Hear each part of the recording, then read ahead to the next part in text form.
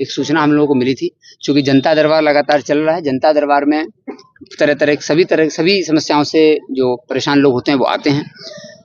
तो हम लोगों को सूचना मिली 14 तारीख को मेरे कार्यालय में कुछ लोग आए थे। उन्होंने बताया कि जो है 8 जुलाई को जादवपुर थाना अंतर्गत गांजे की एक रेड हुई थी, जिसमें से गांजा भी बरामद हुआ था और कुछ अभियुक्त भी पकड़े गए थे। उसी दौरान कुछ निर्दोष लोगों को भी पकड़ के लाया गया था। उनसे पूछताछ हुई। पूछताछ में स्पष्ट भी हुआ था कि वो लोग निर्दोष हैं। फिर भी उनको 36 घंटे तक थाने में रखा गया और रखने के बाद लेन देन कर करके पैसा लेकर के छोड़ दिया गया। जब ये सूचना मिली तो तत्काल डीएसपी हेडक्वार्टर के नेतृत्व में एक टीम बनाई गई कि आप जाइए जांच करिए। उन्होंने जांच की। जांच जब की तो स्पष्ट हुआ कि जब ये रेड हुई तो एसएचओ जादवपुर गए थे, उनके साथ थाना के जो चौकीदार थे, चालक था और 1-2 लोग और थे उस टीम में जो गए थे रेड करने। जब रेड करने ये लोग गए तो गांजा इनको बरामद हुआ। ये लेकर के अपना अभियुक्त लेकर के आ गए। लेकिन उसी समय वहां पर कुछ बेतिया से लोग आए थे जो कि गाय खरीदने के लिए आए थे, जिनका इस मामले से कोई लेना देना नहीं था। जहां पर गांजा बरामद हुआ वहां से करीब 50 मीटर की दूरी पर था। वो लोग अपना काम कर रहे थे। तो इनको शक हुआ कि बेतिया से, चूंकि इधर गांजे का जो एक कारोबार है वो बेतिया और गोपालगंज के बीच का मंगलपुर ब्रिज के थ्रू होता है, ऐसी सूचनाएं मिलती रहती। तो थाना प्रभारी को शक हुआ तो ये लेकर के आए उन लोगों को।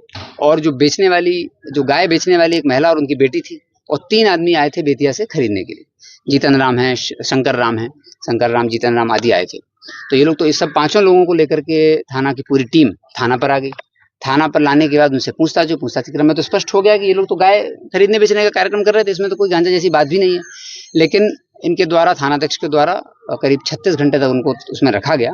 उसके बाद एक प्राइवेट दलाल है जिसका नाम राजू यादव है, उसके माध्यम से थाना प्रभारी ने सभी से संपर्क कराया, जो लोग थाना में आए थे उनके परिजनों से, और पैसे की अनुचित मांग की गई।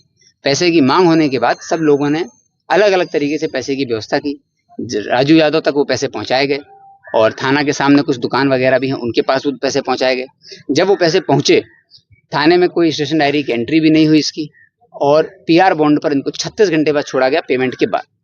इसमें दुख की बात यह है कि जो एक जीतन राम नाम के व्यक्ति हैं, उन्होंने तो मार्केट से उठा करके पैसा दिया था। मतलब उनके पास पैसा था नहीं, तो उन्होंने अपने छूटने के लिए मार्केट से 10% इंटरेस्ट पे उठा करके पेमेंट किया। तो जब उनके थ्रू ही हम लोगों को यहाँ वहाँ से सूचना प्राप्त हुई, हालांकि कॉन्फिडेंशियल इन्फॉर्मेशन थी, जब आई तो जांच हुई। जांच के क्रम में पूरा स्पष्ट हुआ तो ये पूरी तरह मामला पाया गया कि 5 लोगों को अवैध तरीके से हिरासत में रखा, 36 घंटे तक उनसे पैसे लिए।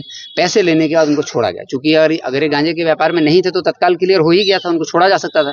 लेकिन 36 घंटे तक रखा गया और पैसे के लेन देन की पुष्टि जब हो गई उसके बाद ही इन लोगों को छोड़ा गया। तो जब पुष्टि हो गई तो उसके बाद छोड़ा इन लोगों ने और पीआर बॉन्ड पर छोड़ दिया। तो इसमें सारे साक्ष्य मिले हैं। स्टेशन डायरी की थाना में कोई एंट्री नहीं है, ऑफिशियल रिकॉर्ड में कहीं एंट्री नहीं है कि इनको पकड़ के लाए गए। छोड़ने का पीआर बॉन्ड का इन्होंने एंट्री है, चूंकि इन्होंने 4 लोगों को छोड़ा है।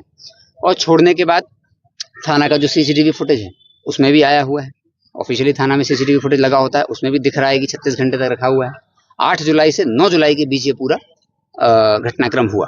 तो जब मेरे सूचना हम लोगों तक आई तो डीएसपी हेडक्वार्टर के नेतृत्व में टीम बनाई। उस टीम ने जब पूरी छानबीन की तो स्पष्ट हुआ कि ये तो आपराधिक कृत्य है। इसलिए थानाध्यक्ष जादवपुर, एक चौकीदार, उनके साथ एक ड्राइवर, थाना का ही ड्राइवर, और एक प्राइवेट दलाल जिसका नाम राजू यादव है, इन 4 लोगों को तत्काल हिरासत में लिया गया। उनसे पूछताछ की गई। पूछताछ के क्रम में इन लोगों ने स्वीकार भी किया कि ऐसे हुआ था। और जब ये घटना हुई तो 8 से 9 के बीच में जब ये छोड़ना था तो थाना प्रभारी उस दलाल से लगातार फोन से संपर्क में थे। ये भी टेक्निकल साक्ष्य आए हैं कि लगातार फोन पे बात कर रहे थे, जिससे पुष्टि हो रही है कि जब दलाल के पास पैसे पहुंच गए तो इनके पास फोन आ गया। उसके बाद इन्होंने उसको छोड़ दिया। और भी महत्वपूर्ण साक्ष्य इसमें मिले हुए हैं। तो इन सभी 4 जो अभियुक्त हैं इस केस में, इनको गिरफ्तार कर लिया गया है और भ्रष्टाचार अधिनियम के तहत कार्रवाई की गई है। भ्रष्टाचार अधिनियम में एफआईआर दर्ज कर करके हमारे एसडीपीओ सदर 2 हैं सिद्धवलिया, उनके वो अनुसंधान करता है और उसको 4 लोगों को न्यायिक हिरासत में भेज दिया गया।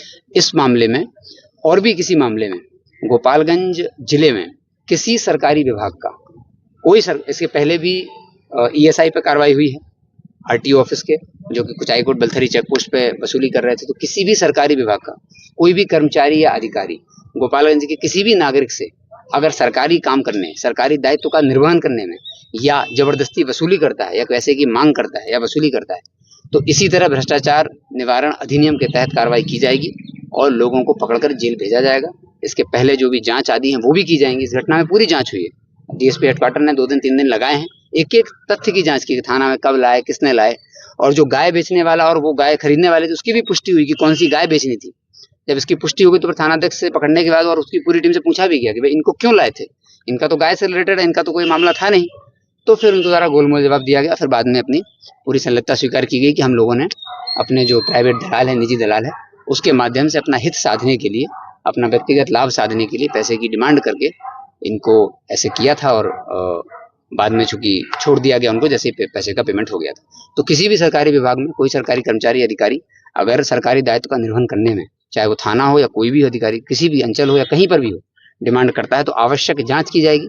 जांच के बाद भ्रष्टाचार निवारण अधिनियम के तहत कार्रवाई की जाएगी। अगर कोई ऐसी शिकायत किसी के पास आती है तो वो सीधे पुलिस अधीक्षक कार्यालय में या जिलाधिकारी कार्यालय में या कहीं सीनियर ऑफिसर्स के पास आ सकते हैं। गोपनीय तौर पर भी दे सकते हैं, क्योंकि ये सूचना तो हम लोगों को गोपनीय तौर पर भी आई थी, और आप डायरेक्ट भी आकर मिल सकते हैं। लगातार लोग मिलने के लिए आ रहे हैं, बहुत बड़ी संख्या में लोग आ रहे हैं मिलने के लिए।